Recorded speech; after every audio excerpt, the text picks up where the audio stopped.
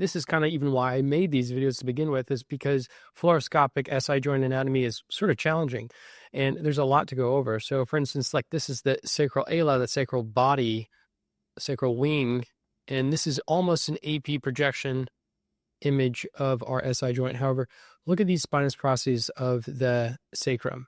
These are sort of, there's a shadowing over here, so they're not exactly midline. And then some more anatomy here. So what is this? You've got this little circle. Maybe you would even go as far as calling it a P shape.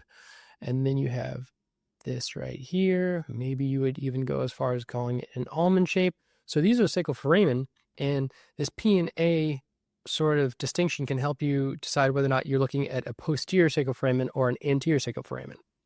And speaking of posterior anterior, so you have this, I like to think of them as rivers almost.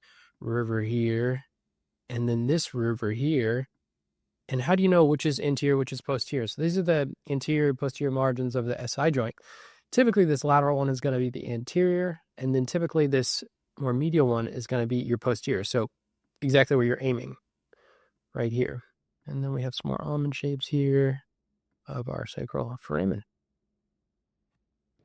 You can see this pretty well on the 3D model too. So you can see the sacral foramen here. This would be the posterior ones, and you have the anterior ones. You can see your SI joint and how the SI joint is kind of around a 30-degree angle posteriorly. So that's why, you know, when you're looking at an AP image, you're not going to see just hypolucency like slit down the middle. It's at an angle in the first place. And then you can see your sacroiliac here, these sacral bodies.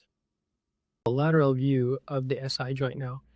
This can be a little bit confusing because it is a very irregular shape, but you see our needle here, and it is entering in probably out right here where the joint, or at least the synovial or the articular aspect of the joint would be. So remember, it's irregular shape, which, you know, is in reference to its ear-like, L-like shape. So it would probably look something like this if we were to inject contrast.